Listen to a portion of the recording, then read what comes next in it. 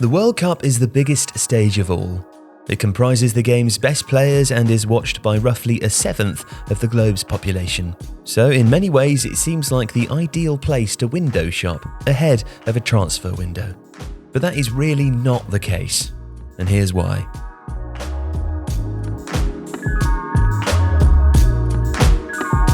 Well, the first reason is the size and visibility of that marketplace.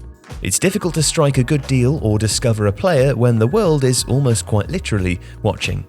Previously, when a lesser-known player performed to a high standard at a World Cup, he typically attracted a lot of attention. The tournament might even have been the first opportunity many clubs had to scout that player or even see him in person. The results would be a surge in demand and price, with that player's valuation rocketing on the basis of just a few games and whole series of knee-jerk reactions.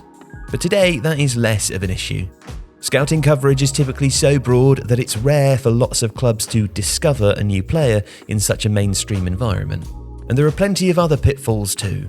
Chief among those is the misconception that tournament performances are likely to be representative of club form. Midfielder Kleberson, for instance, was integral to Brazil winning the 2002 World Cup.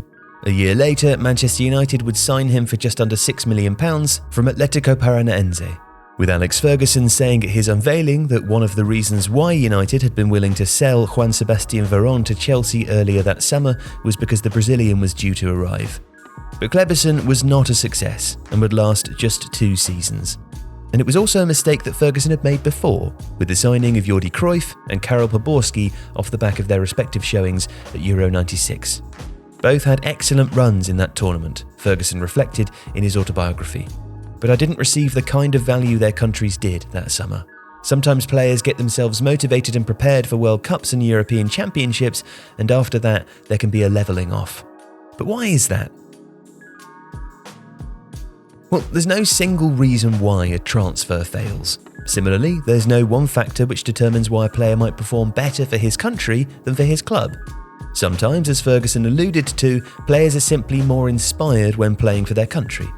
In other cases, the tactical systems between their club and country vary, with one better at accentuating the player's strengths or perhaps obscuring weaknesses. In addition to which, the player's relationship with their club and international manager and their teammates might differ. National teams have a common language and a shared culture, both of which typically induce higher performance and conversely are among the biggest challenges facing players when they join new clubs. But perhaps none of those factors are as important as sample size. A Players' World Cup comprises at least 3 games, but at best limited to just 7. It means that any team watching is only observing the player for a short period of time, 4 weeks at most, and at the cost of understanding a raft of important factors and seeing a player in the necessary context. How well does a player deal with the physical and mental rigours of an 8-month season? How well do they respond to changing weather in different climates?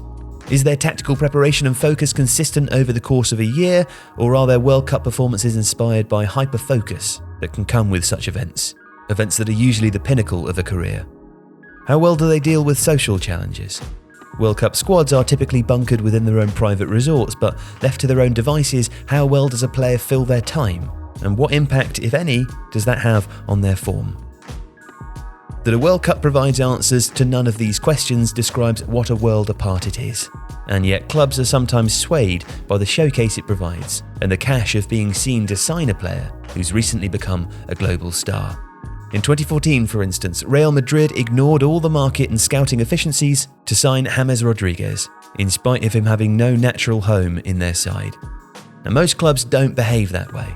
At the highest level, due diligence done on transfers has grown to involve well-staffed data departments that produce reams of information, as well as multiple scouting trips over the course of many months, sometimes even years. At best, the World Cup is just another series of games to be logged and entered into a database. Rarely, if ever, does it actually influence recruiting policy, and for good reason. If you like this video, please consider subscribing to the channel.